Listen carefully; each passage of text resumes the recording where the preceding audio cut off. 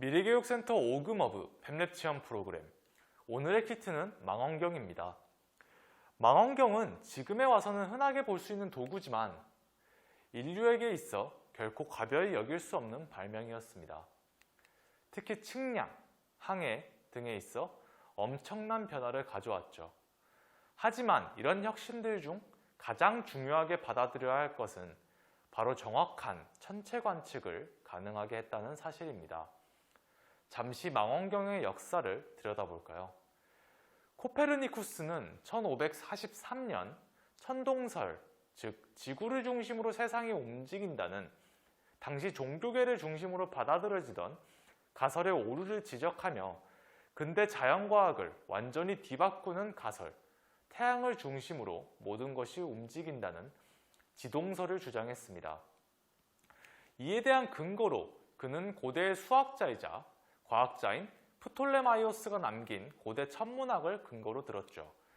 프톨레마이오스는 당시 수학적인 방법과 관측 자료를 이용하여 천체의 운동을 독자적으로 설명하여 우주에 있는 행성들, 태양, 달이 어떤 식으로 운동하는지에 대한 가설을 제시하며 달이나 행성의 위치를 정확히 계산하는 방법을 설명하기도 했습니다. 하지만 이런 가설에도 불구하고 코페르니쿠스가 가는 이 길은 순탄치 않은 길이었습니다.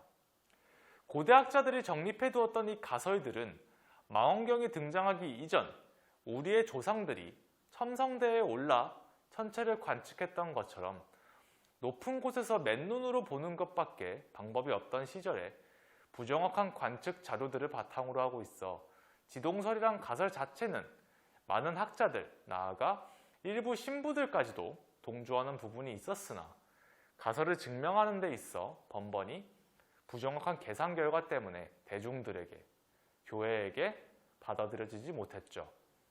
그렇게 코페르니쿠스의 죽음 후 약 90년이 지나고 갈릴레오 갈릴레이가 망원경을 이용해 달, 금성, 목성, 태양 등에 대한 직접 관측을 가능하게 하며 비로소 지동설이 사람들에게 받아들여지기 시작했습니다.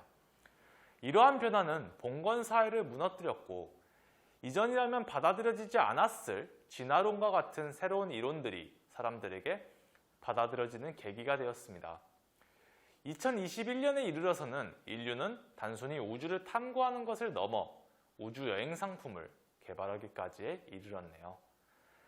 근대 자연과학의 획기적인 전환, 이른바 코페르니쿠스 전환을 가져온 건 폴란드의 천문학자 니콜라우스 코페르니쿠스죠.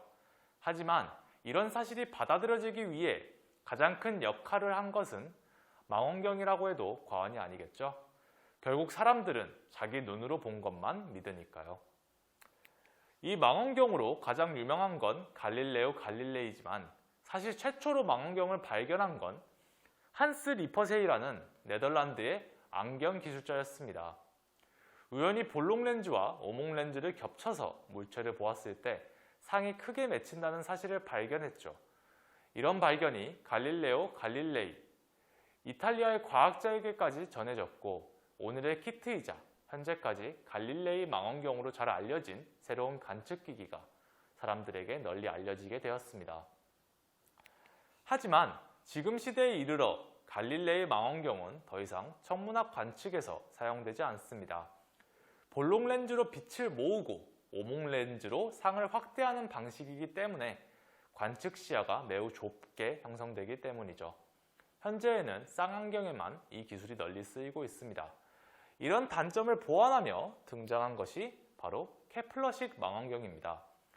볼록 렌즈와 오목 렌즈 한 쌍이 아닌 모두 볼록 렌즈로 이루어져 있는 이 굴절 망원경은 관측하는 상이 상하좌우 뒤집힌 모양으로 나타나지만 시야가 넓게 형성되고 상이 안정되어 보이게 됩니다. 하지만 이러한 굴절 망원경 또한 큰 단점이 존재했습니다. 천문학이 발달할수록 보다 높은 배율의 망원경이 요구되었지만 굴절 망원경의 경우 원리상 더 높은 배율을 위해서는 보다 큰 렌즈가 필요했기 때문이죠. 당시의 기술은 물론 현재의 기술로도 천체 관측에 사용될 만한 거대한 렌즈를 만드는 데에는 엄청난 비용과 노력이 발생합니다.